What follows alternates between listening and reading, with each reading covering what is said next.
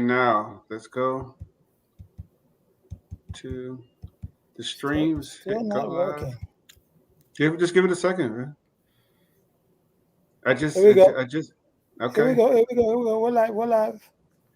We All are right. live. We are live. All right. Episode 10, coming off of Creole Festival Yes, in ladies Atlanta, and gentlemen. Georgia. You are listening to Roots, Heart, and Soul. Yeah, Roots, baby. Heart, and Soul podcast. Again, really thankful for everyone who joined us for Creole Festival this weekend in Atlanta, Georgia. What a great event that we had. We're starting a little late today. I'm not sure if we're hungover. I think our laptops are hungover. The city might be hungover. Everyone's traveling, trying to get it back home and everything Let like me that. tell But you, man. we are here. Yes, we We are are. here.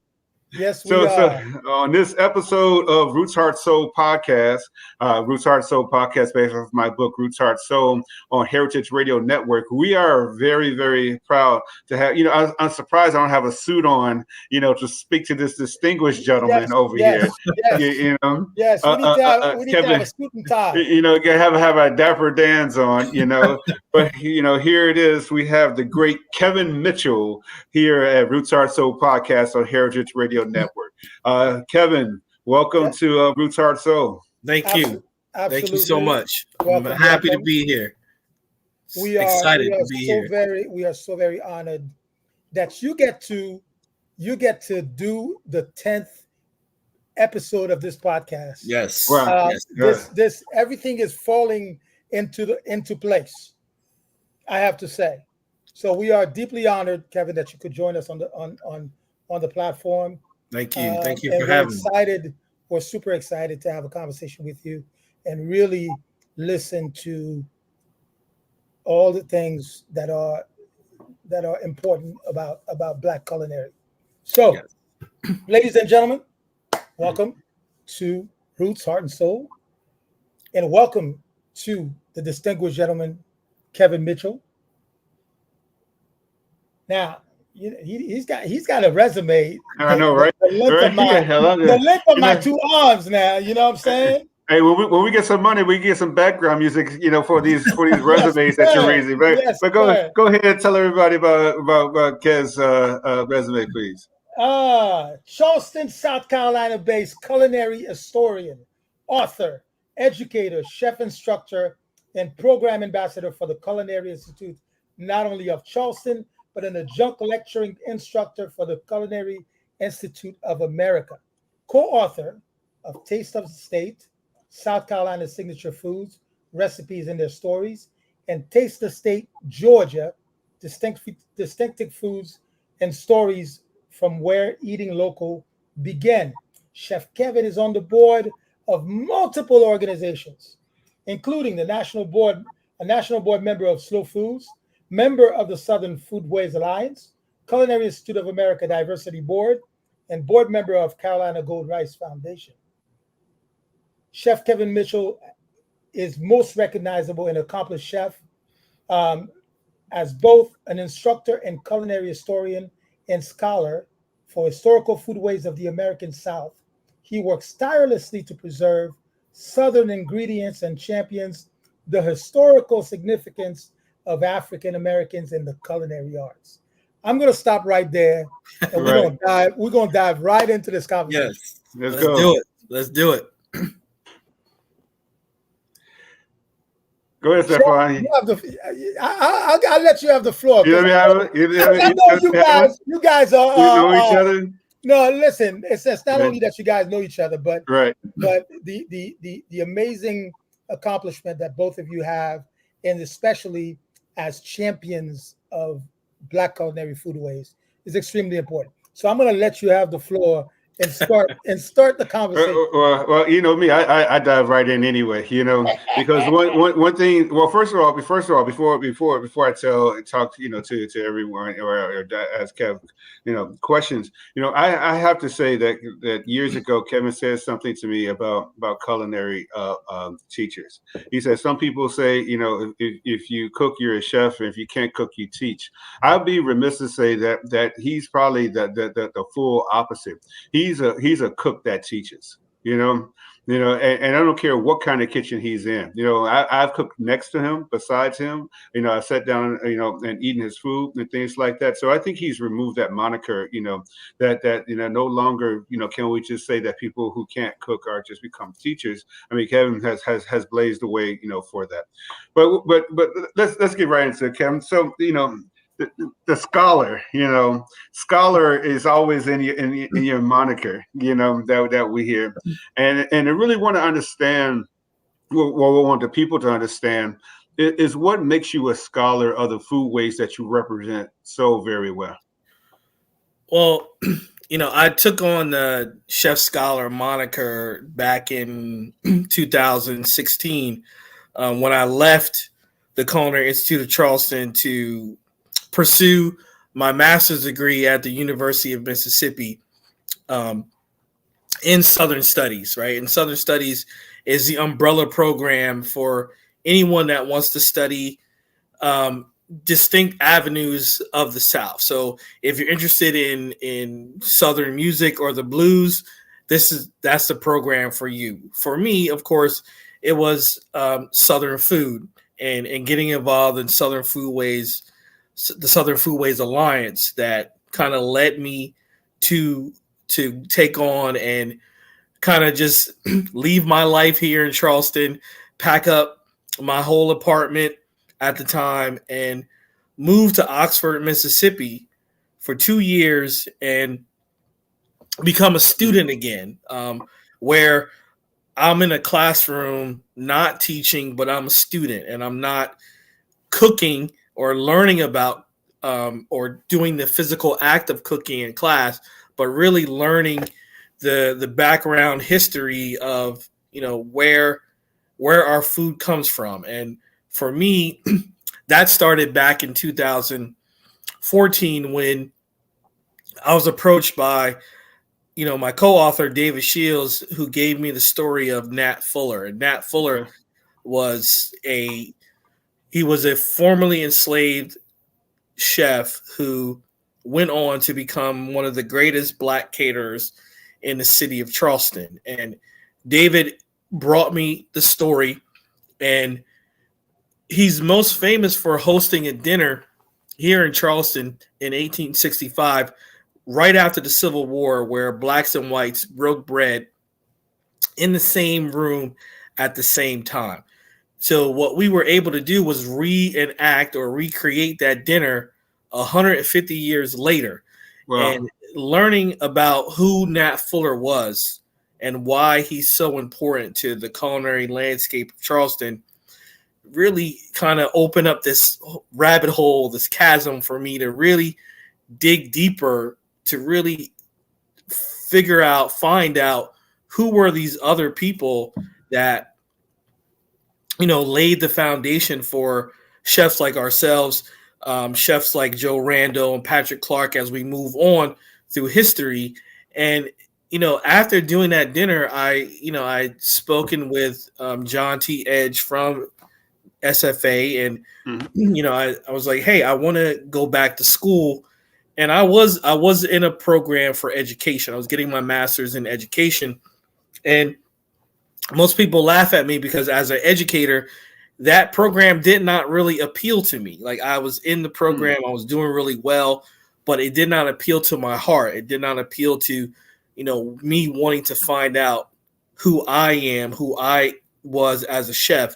So he said to me, well, just come to the University of Mississippi and get into our Southern Studies program, where you can focus more on who these people were, and then of course focus in on Southern food and really understand that Southern food, how we look at it, what it is really the basis of food in general. Like, we can't talk about food if we don't talk about Africans, African Americans, Southern food, which is truly American cuisine if you really want to drill it down to what food or what cuisine is. So, going to school, moving myself from being a chef and turning into a scholar, which was truly a different experience, where you know, I'm not in the kitchen.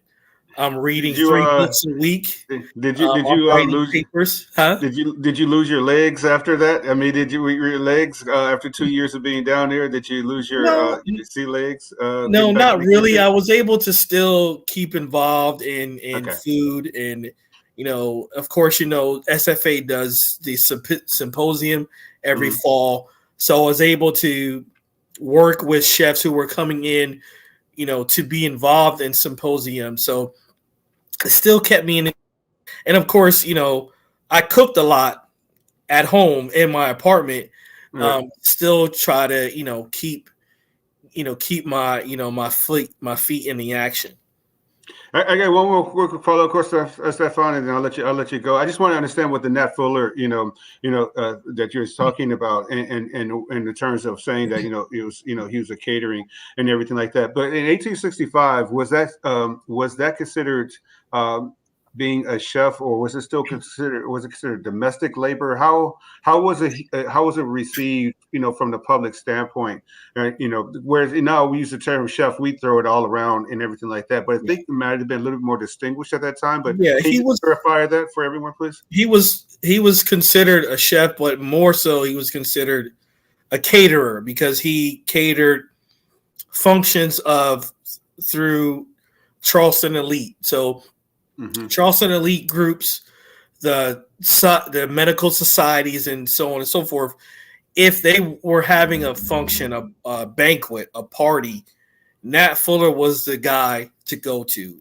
And Okay. if you did not have your function catered by Nat Fuller, you ain't doing nothing unless it Right. was done by Nat Fuller and some of his predecessors. So, he still was considered a chef because, he purchased goods like chefs do. Mm-hmm. But he went to the market, open market, even as an enslaved person, and was able to purchase goods, and bring those goods back to the home where he lived, as an enslaved person. And and that's kind of the beauty of what I really try to teach people, that when we talk about slavery, we talk about how we were not allowed to learn how to read and write and understand numbers. But these chefs, these caterers, they had to understand how to read. They had to understand money because they purchased goods, and they would have to read receipts and take those receipts back to the mistress of the house. So with what I do, it's really trying to expose people to the the beauty of what we created, even though we were in the condition that we were in. So continuing the conversation on the scholastic side of your life, chef. Mhm. I want to dive right into your master's thesis, Yeah. um, because the title of your thesis is to me is extremely important. Um, from black hands to white mouths. How do you how do you define that? What is the importance of those two words? Well, the most important thing to remember as it relates to black hands to white mouths, black hands were the ones that was creating and cooking the food that slave masters would eat, right? So even though we were in this condition, they still entrusted us to feed them, right? Which is really, really interesting if you think about being a slave and cooking for your master, and your master loving the food that you prepare and not having anyone else prepare that food. So, it's the same thing when you think of how uh, black or white children were nursed by their black nannies, right? You see photos of small children being breastfed by black women, right? So it's all kind of encompassed in the same thing, right? So that one day I was just sitting in my room, and I was writing a paper for another class, and I just was thinking about what we were doing as enslaved people, and that particular thing we were entrusted with. So from our hands, we prepare this beautiful food, right? Which to me is still, it's beautiful and tragic all in the same vein, right? It's tragic because of where it comes from, like enslaved people in bondage. But the beautiful part is that we were able to create this food out of that condition. And that's quite an important position to be in. Yeah. Even as we were in bondage, that's quite an important position, because in Yes. retrospect, they're the white mouths are trusting us with their lives and their well-being. Yeah. And one of the other beautiful things is that these cooks, we all hear about how slaves or enslaved people were purchased in public in open auction.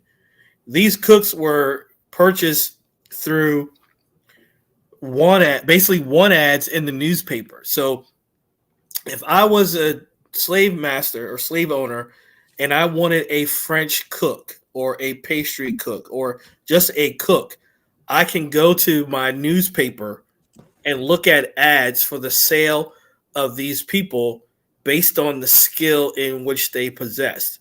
So always through a brokerage house, in private, never in a public auction like other enslaved people were purchased. So these people, all of us, all the enslaved people, whether they were cooks or not, are very important. But when you think of how a slave owner would get a cook and just go to the one ads and find an ad for a male or female, black or mulatto cook, their age and the skill in which they possessed is very important.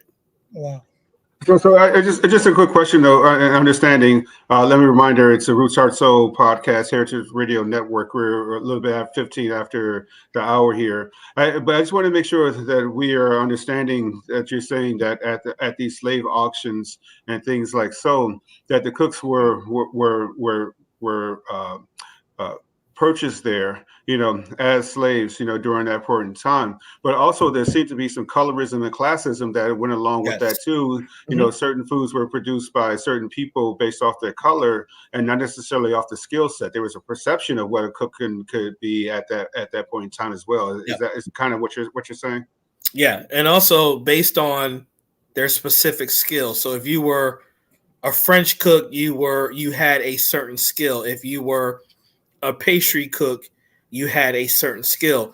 And based on that skill would determine how much you were worth monetarily as well, right? So Wow. someone that worked in the field that was a 15-year-old male, was worth a lot of money because they can tend the fields, better than someone that, of course, that was a lot older. However, these cooks would be purchased at a 20, 30, sometimes 50% premium over enslaved people who just worked the field based on that skill that they possess. So those people, those enslaved cooks and chefs were very important, very skilled, and they, even then people realized and understood their worth not only as a cook or a chef, but also monetarily as well. Let me dive into something, which I think is Charleston, South Carolina. Sort of very important in the story of not only the South, but the story of black people in general. because it's a major port, Yep. where boats docked. Tell me, Charleston is a city. I would like to know its importance historically when we are discussing the Black culinary story. Well, when slaves were brought to this country, we know first a good bit of them, as they're making the journey from Africa to the new land, um, a good bit of them were dropped off in the Caribbean. So, Jamaica, Bahamas, Haiti, all these Caribbean countries. And then the last of them are being dropped off in America, specifically Charleston.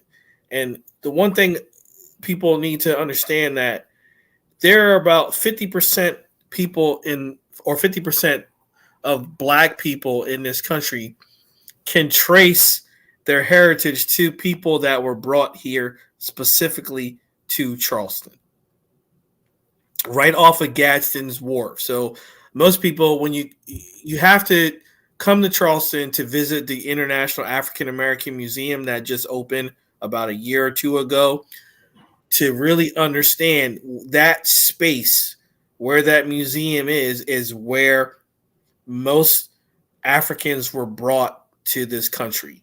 And then once they were brought here, most of them, of course, stayed in this area, and then some spread out. And then, of course, at the end of slavery, we see this migration of us moving towards the north, right? So Charleston is very, very historically important, um, because of these enslaved people, and specifically because of rice.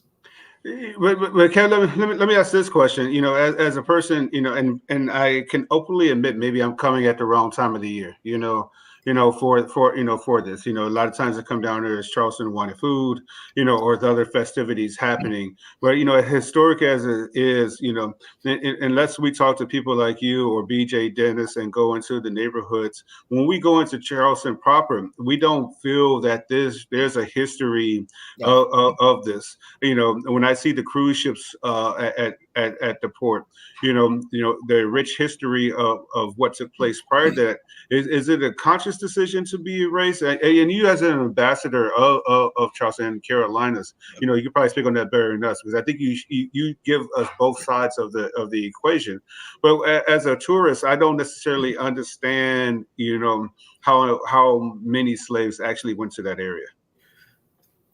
Yeah, I think with some of it, we always talk about how things have been whitewashed, and history is interpretive. So a lot of times, you're right. As a tourist, depending on where you go when you come to Charleston, you're not going to get that true history, right? If you're going to take a Gullah Geechee tour, then yeah, you're gonna get that history, because those people were brought here specifically from the west coast of Africa to the outer edges of Charleston, off the coast.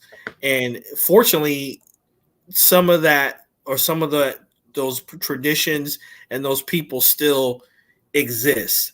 But unfortunately, yes, you're not going to get a true history unless you speak to, someone like me, or someone like BJ, or someone, or if you go to visit one of the plantations where you can actually take a tour. But even most times, depending on the plantation, that history is still going to be whitewashed. But for the most part, you can't deny the history that, or the vast history that Charleston represents as it relates to the transatlantic slave trade. And for us, excuse me, specifically as chefs, as it relates to food, specifically rice and all the other things that were brought to this country from Africa, to okra and watermelon and other things like that. So, you have to really dig deep to really try to find that history and ask. You have to really you have to ask the right people to kind of get where that real history is from, because we know, without rice or the cultivation of rice, Charleston, in my opinion, would never really exist. Like, Charleston is based on the cultivation of rice. That's why they brought those people from Senegambia, Sierra Leone to this area, because they knew that we knew how to cultivate rice, and our white counterparts did not, right? And towards the end of the Civil War, we lost that history. We lost that rice. And fortunately, with people like, David Shields and Glenn Roberts and even Roland Chalmers, who is probably one of the only black farmers in the area that is growing Carolina gold rice, that we are able to recoup that history. Well, go ahead, Stephan. I know. I mean, that brought up some emotion for me. I know you got another question to ask. Absolutely, because rice among other products like cotton and of course sugar made Haiti, and not just Haiti, but the whole island of Hispaniola, the richest island in the Caribbean for a very, very long time. And it's unfortunate that today, because and I hate to bring politics into this conversation, but it is what it is. Right. The story is that through the Clinton Foundation and Kansas rice production, they've completely destroyed the rice that Haiti was producing, and this is exceptional rice, just like Carolina gold. Yeah, and the history again being whitewashed. Even in class, I teach in an array of classes, but I do teach students that are like first year students, and there's a week where we talk about starches, and we specifically focus in on rice. And when I ask students, like, where does rice come from, their hands go up, and the first thing they say is they talk about Asia. Right. And and I give a nod to Asia, because you do have rice that comes from Asia.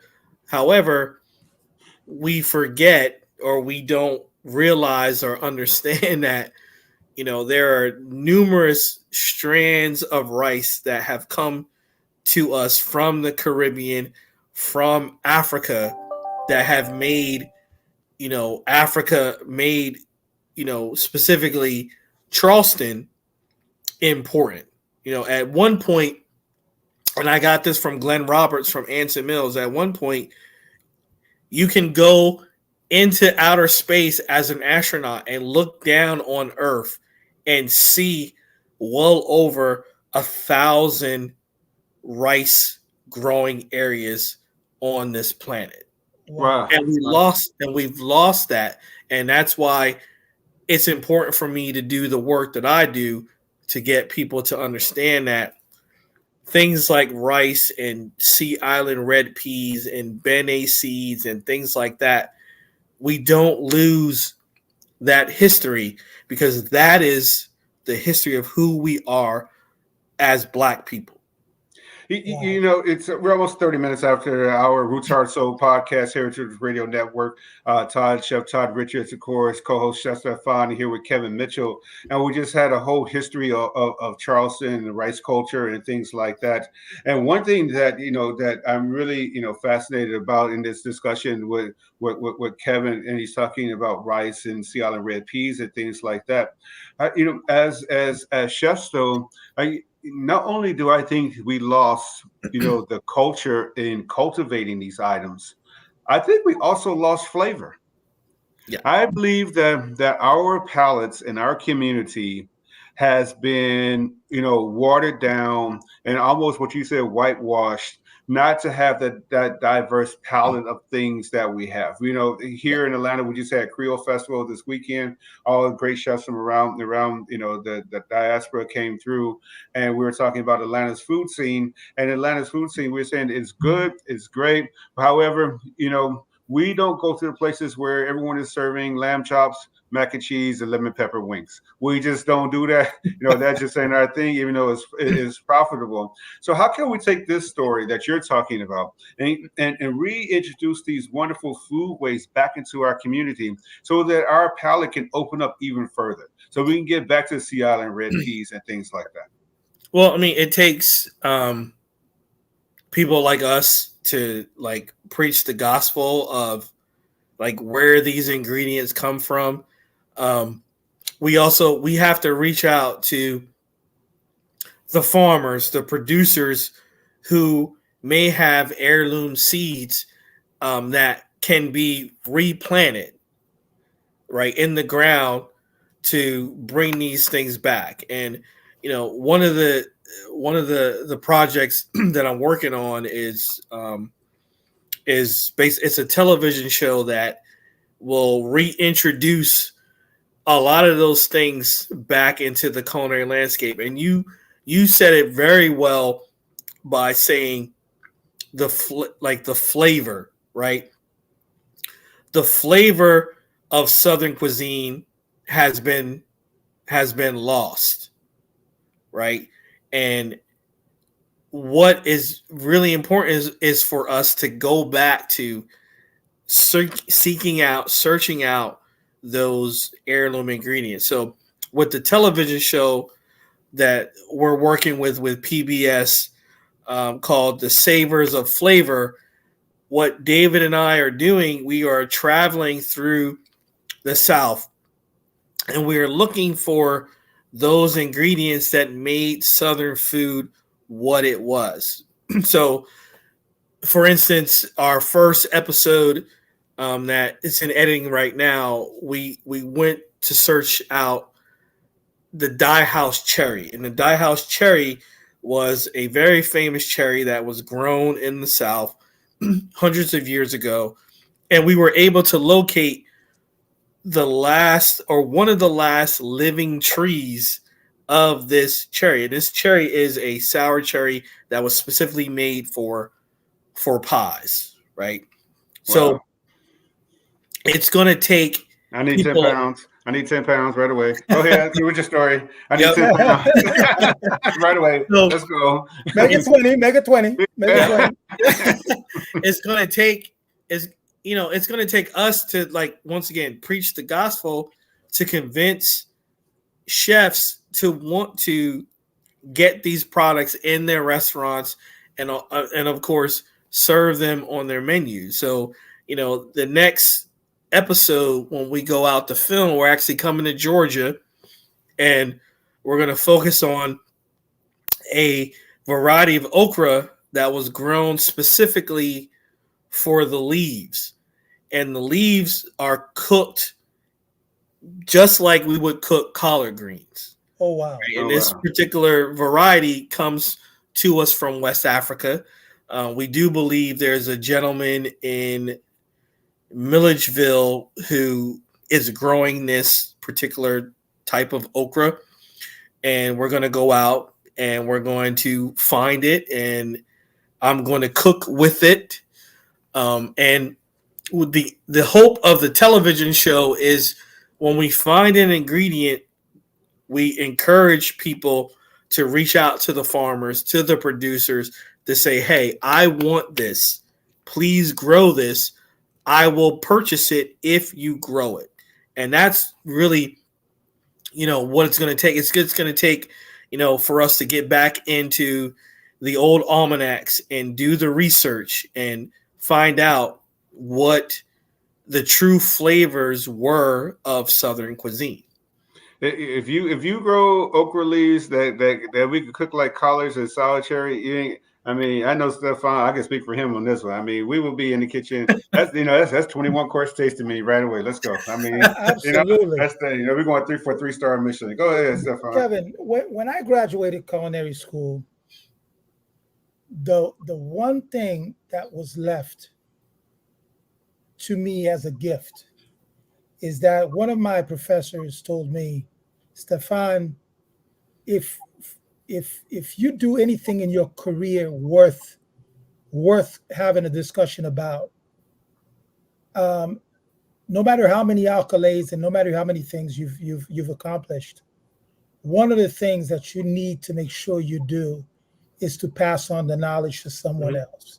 So I take teaching not only as an honorable position, but as the passing of not only the torch, but passing of knowledge from one generation to the other, because that's what's going to keep our ways alive in retrospect.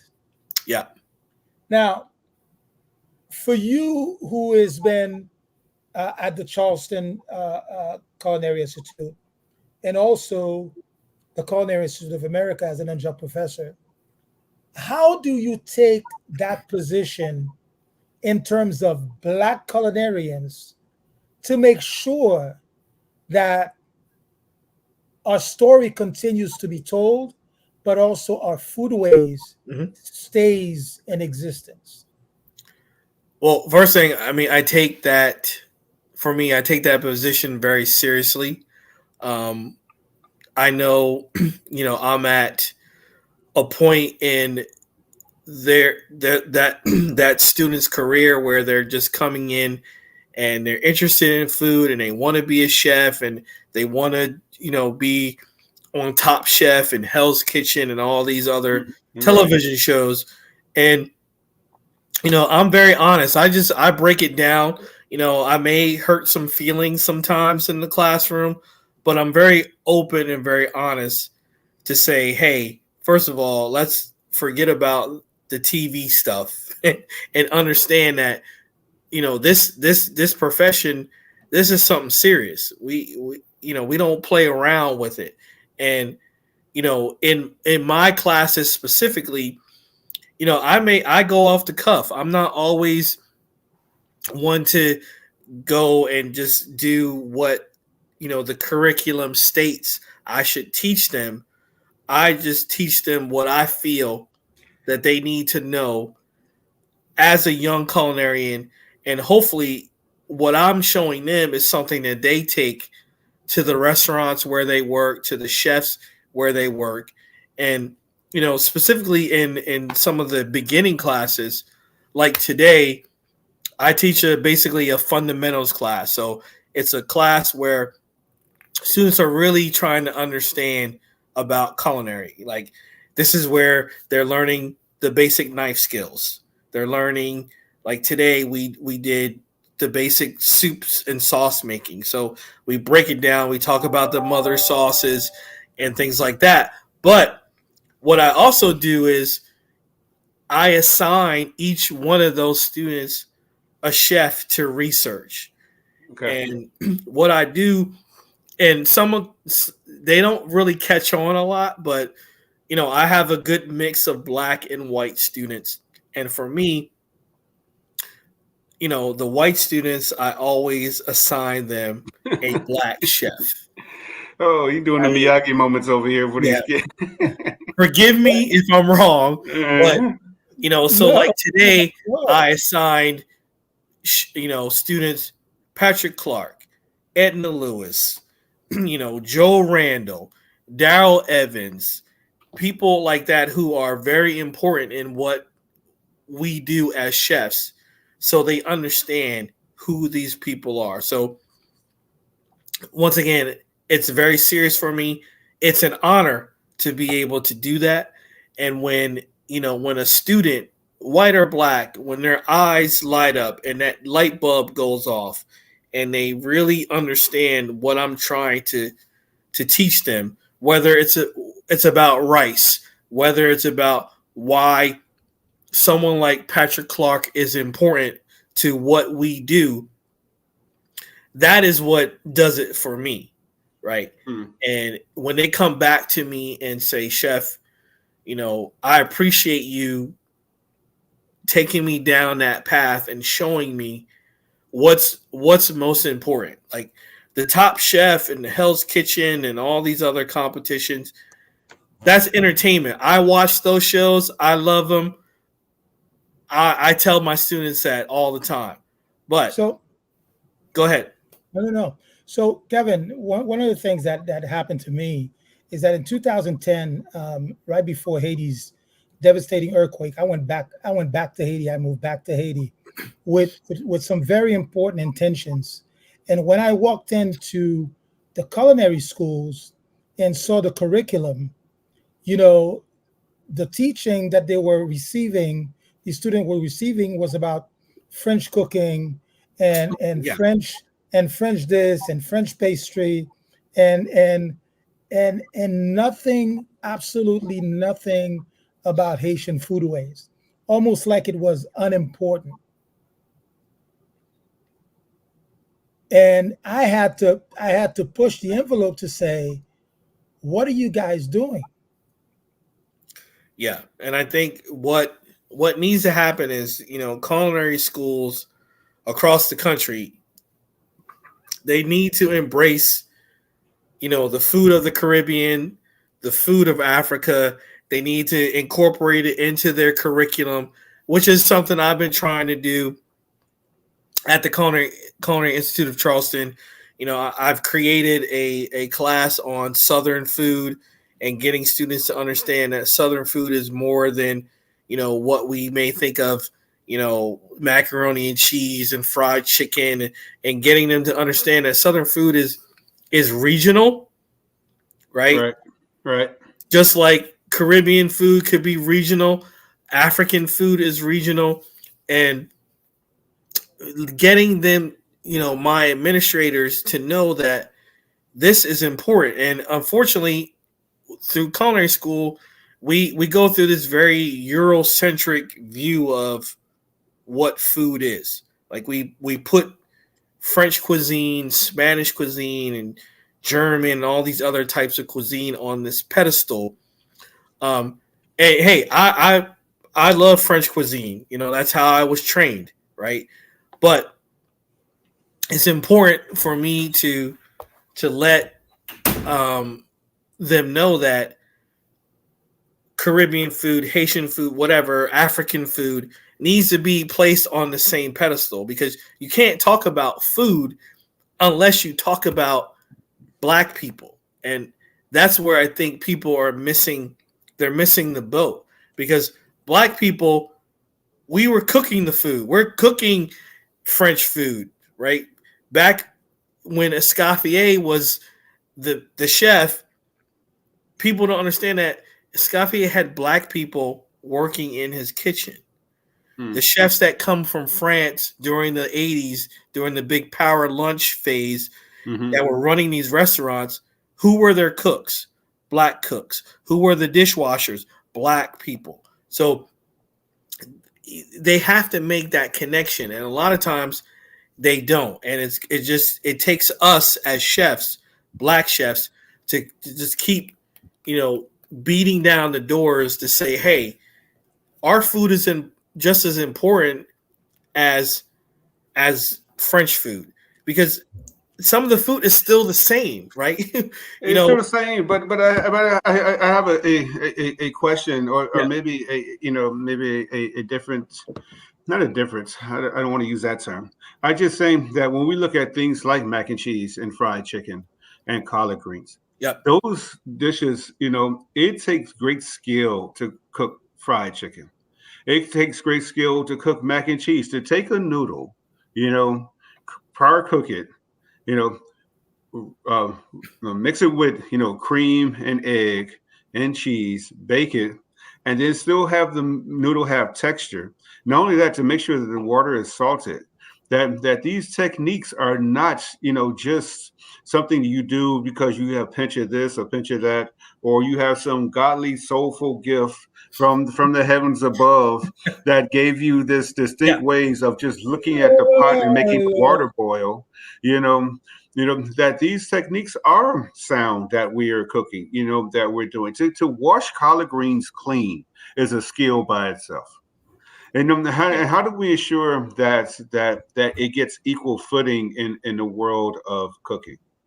Well, I think we just once again we have to continue to preach the gospel, and we just have to keep ad nauseum just keep letting people know, right? And you use a great example, mac and cheese, created by a black man, really, a slave of George Washington, who creates mac and cheese, the original with basically with spaghetti noodles and Parmesan cheese, still using egg and cream. And then of course it's evolved to what we know as mac and cheese today. So, we have to continue.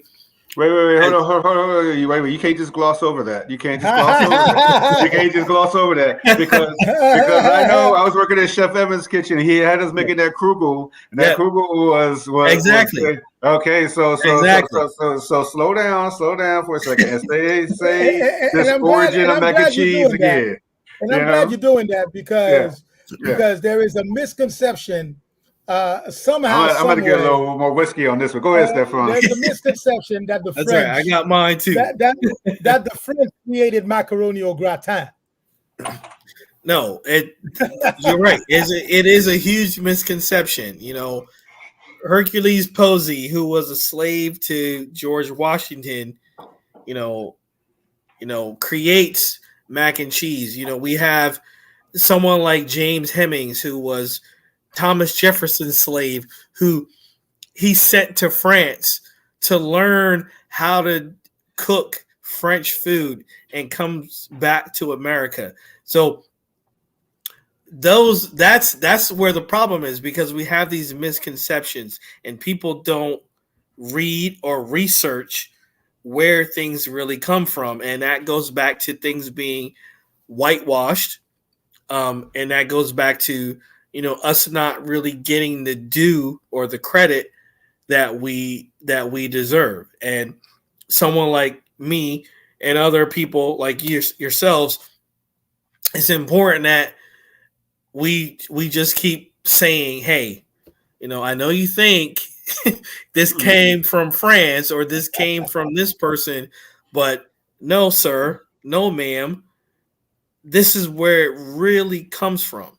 Right. And, and also it's just going to take people the ability to understand and recognize the truth. Right. Like as we say, game recognize game. Right.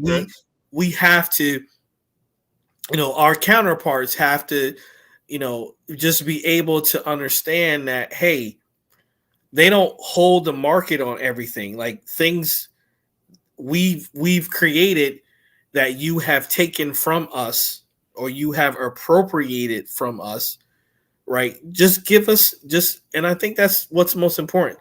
Give us our due. Do you have that recipe? Do you have that recipe from a restaurant or something like that? I can find it for you. I can find it for you. I think we're gonna do the mac and cheese challenge, Stephan. I think we're gonna challenge every chef from the diaspora to get on there and do it. But I think even more next year, Chef. We have to find. I would love to find a way to bring Kevin to Haiti for a visit. Yeah. And have you, do even a short lecture for culinary students in Haiti to give them. No, I think we lost Stephan for a second. I'm sure he'll be right back. Their own foodways, and also Stephan, we lost you for a second. Can you repeat that last part you get? To not only show these students. So what I was saying is, to have you come down, even to do a short lecture, and show these kids how important it is that their foodway is put forward, but also some historical content in terms of the macaroni au gratin. You're right, and it's very important that it's when I talk to my students, it's like, hey guys, it's more than just about like food, and you're gonna make this beautiful chicken chasseur. It's more about putting that piece of chicken in the pan. It's more about understanding where it comes from, and for me specifically, is understanding the story of the people in which it comes from. Because without the people, we don't have that history. We don't have those stories. We don't, and a lot of it is passed down orally and through our ancestors, and hopefully we write things down, and we know, and just like the memes and things that come out, that we season things until the ancestors tell us not to. Right. That is a true statement. Like, most people know I learned how to cook at the feet of my grandmother, and she didn't write things down. She didn't want to write things down, and I would ask her, and she would just say, "You know what? You got to figure it out. You have to figure out when there's too much salt." But let me say this though. What makes it so wild as we talk about mac and cheese. We went through a lot of history, and this is where always at the end we get into the fun part of these conversations. When you think about when molecular gastronomy was at its height, with Ferrari on the dryer, was doing the powders and everything like that, and I'm like, hell, they nothing but a box of Kraft macaroni and cheese, some dehydrated cheese powder and some tapioca milk injection. If I don't know how to do this, I don't know how to cook. There's a lot of things that we inherently have done, that we don't get the credit for. But also, I guess my next question, as we kind of wrap up here with 51 after the hour, is to understand, what new dishes are coming out that we should make sure that we attach ourselves to. What things that you might see renditions of, and I give things that that we make fun of, like lemon pepper wings. So lemon pepper wings is something we make fun of, but that's Black strip club, strip club culture, and those are things that, that if we can sit there and talk about hip hop and throw dollars in there, then you have to talk about the food behind it. What's the difference between that and the juke joints of yesteryear? Is there any dishes in your mind that we need to really attach ourselves back to, or things like that we need to make sure that we're telling the story of moving forward? I won't say specific dishes, but I'll say we need to go back to specific ingredients, right? We need to go back to things like okra. There's many different ways we can use okra, deal with okra. I actually am working on something that kind of goes back to paying homage to my grandmother and her stewed okra and tomatoes, and basically turning that more into not something hot, but something cold, or like a salad where, where we're roasting the okra, we have the tomatoes, but the onion is more of a caramelized vinaigrette or something like that. So I think what's most important is once we have to just understand where the ingredient comes from and how to use it.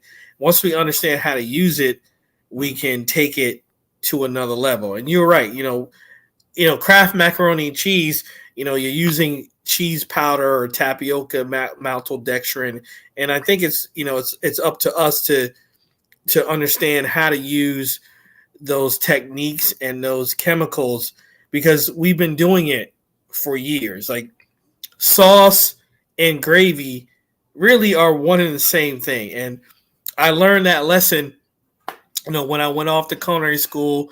My first year, I come home to visit my grandmother, and she's, she used to make these beautiful meatballs with over grits, meatballs and grits, right? And she makes the meatballs and she throws the flour in the pan, and of course in France we're thinking, hey, she's making a roux. Right, and she's making this beautiful, for us, gravy, but really, when we look at it at culinary school, it's sauce. So I remember saying to her, very stupidly trying to compare what she was doing. That was, I was like, hey, I'm this foo, like I got this culinary French training, and and she put me in my place, and she's like, boy, I've been doing this for you for 18 years, and because you go off to this fancy culinary school, you want to come home and tell me that I'm doing something wrong or I'm not doing it the French way. The Right? French way. I'm like, but when I think about it, what she was doing, she was making a roux. She was adding liquid, whether it was water or stock, and making a velouté or whatever, and then braising these meatballs in this sauce or gravy, and then putting in a bowl over grits. And I'm like, Grandma, you ain't, I'm like, really? I was like, Grandma, you ain't really doing nothing. But she let me know that, hey, I'm doing more. Boy, you better recognize. You still tend to hit it from that back of that spoon hitting the back of your head, right? Yeah, fortunately, she's still alive, and every now and then she'll bring that up, and I'll be like, Grandma, you were right. You're right.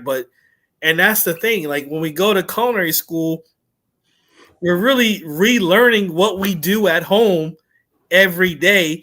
It's just that we're calling it something different in culinary school, and we're making it, or we're putting it up on a higher pedestal, and we're making it fancy when it's really the same thing. At a $50,000 price tag. Those are my words, not yours. That's not yours. Stephan, go ahead. Stephan, get us. As we're getting close to the hour, go ahead, get us wrapped up, Stephan. We want to give a big thanks, of course, to Heritage Radio Network, and let our podcasters know, our attendees know that on 9/29 there is a big fundraiser, a dinner feast for the senses at Armored Music Hall in Philadelphia. I hope that anybody who's in New York or who's in Philly will attend to support such a great organization like Heritage Radio Network. So, Chef Kevin, as we get close to, and I think there's more conversation to be had. I can feel the electricity in the air. Tell us a little bit on what's next for you, what's coming up, other than the television show, and where can our audience find you to connect with you and learn more about you? Well, you can definitely reach me at Chef Scholar on Instagram and also Facebook. What's next? The Taste the State Georgia book is due to come out sometime next year. We're in the middle of course, edits and the whole publishing thing. Also, the Chef Scholar Dinner series, which is something that my wife and I created to celebrate the stories and the histories of Black chefs who come before us, who lay the foundation. And what we do is, the plan is to hold one every month where we honor a Black chef that, for me specifically, that has inspired me. So we've done a dinner that honors Edna Lewis, Leah Chase, Nat Fuller. In October, we're working on one that will honor one of my inspirations, Chef Patrick Clark. And we're going to basically go back into his history and honor him and his recipes. And, further on, we're going to do, Daryl Evans, and, I got to do Joe Randall at some point. Especially since Joe Randall's still here, All right, we're wrapping up on what a treat this would be to be under the nose of both of you cooking together. I can see the excitement of seeing the both of you in the kitchen, and I'm very excited. And I have to really, give some major thanks and props to Chef Todd, someone that I'd followed for many years and watched, and someone that's been an inspiration for me. And of course, Chef Stephan, and what you've done to, really big up the cuisine of Haiti and what's going on. And, I think that's one of the most important things that, as chefs, that we honor each other, and coming up, and looking at what Chef Todd has done, and even watching it back in the day on Iron Chef. Top Chef, on Iron Chef. Iron Chef. You should have won. I'm going to say that. We'll put that out there. The only thing I tell everybody is it's made for TV, but we got to wrap up here. We're on the hour here, but I appreciate you so much, my friend, and definitely we'll have you on the maybe the 20th and the 100th episode. You're on Roots, Heart, Soul podcast on Heritage Radio Network. Thank you, everybody, for coming. Thank you so much for having me and listening to our podcast. Thank you, Kevin Mitchell, for honoring this platform. Please keep an eye for us on Heritage Radio Network, and of course on Roots, Heart, and Soul podcast on Instagram, Facebook, and so forth. And don't forget to subscribe to our channel. Thank you again for joining us. Chef Todd, this is for Chef Todd Richards and Chef Stephan.